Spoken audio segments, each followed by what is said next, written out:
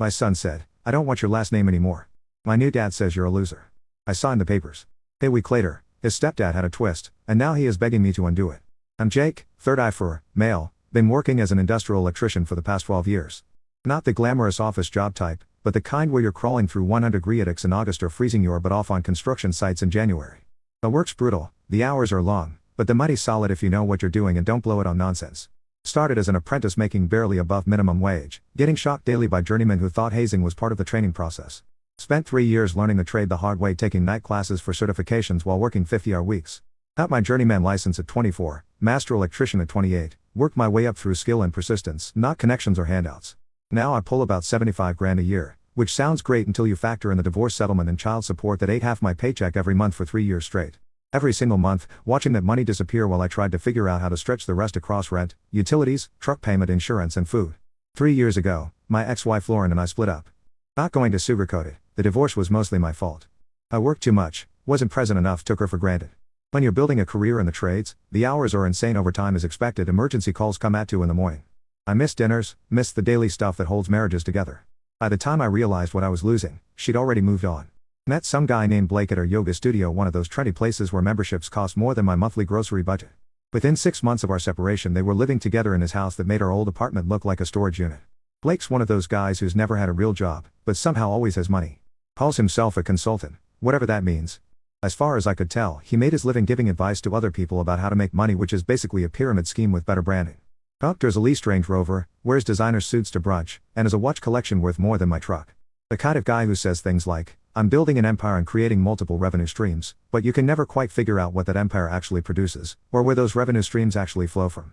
Posts motivational content on social media about grinding and hustling, but I never saw him actually work a day in his life. When the divorce finalized, the judge hit me with $3,200 monthly in child support. Yeah, you read that right, $38,400 annually for one kid. Plus, I had to cover half of any medical expenses, half of extracurriculars, and half of school costs that weren't covered by tuition.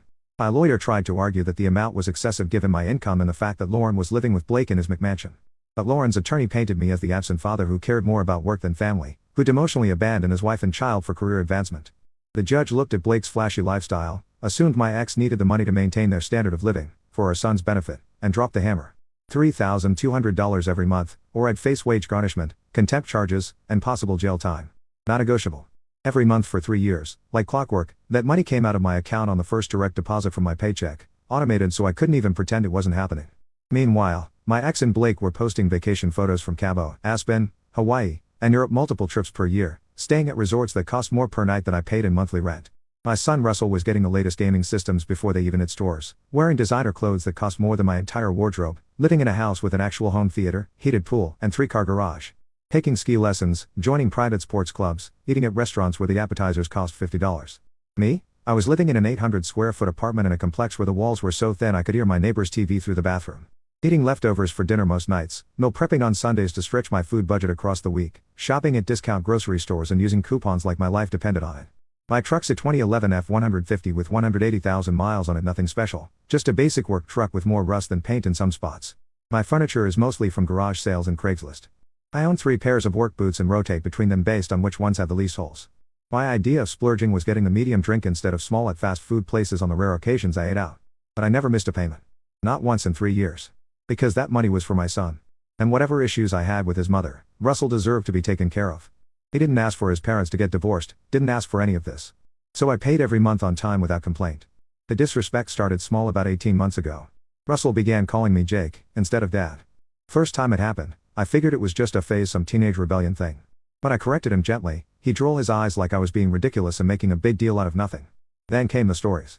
Every weekend visit turned into a comparison session. Blake was teaching him about investments and portfolio diversification. Blake was taking him to networking events with important people. Blake was showing him how to dress for success, how to build wealth, all the stuff I apparently couldn't teach him because I worked with my hands instead of pushing papers and spouting business jargon.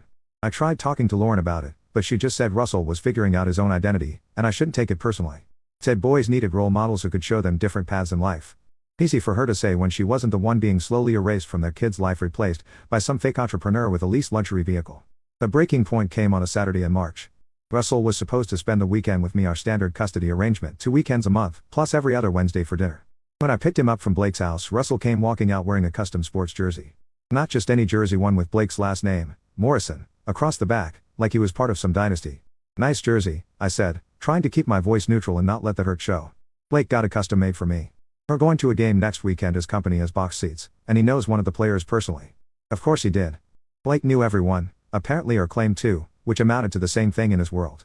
We went to my apartment, and Russell spent the entire evening on his phone just sitting on my second-hand couch, thumbs flying, barely acknowledging I existed.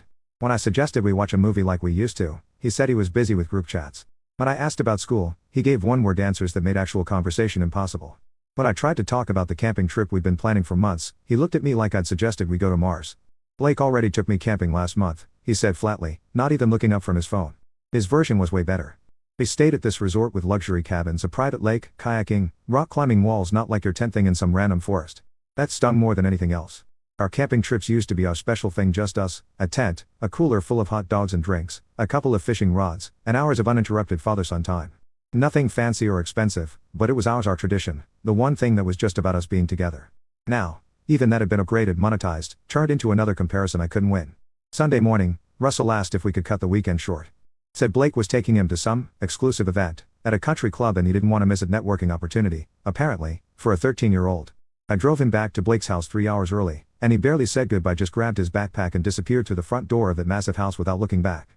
I sat in my truck in their circular driveway for 5 minutes, staring at that house, 6 bedrooms, professionally landscaped yard, fountain in the front, attached 3-car garage, all paid for by Blake's mysterious consulting business while I'd helped fund the lifestyle with my support payments.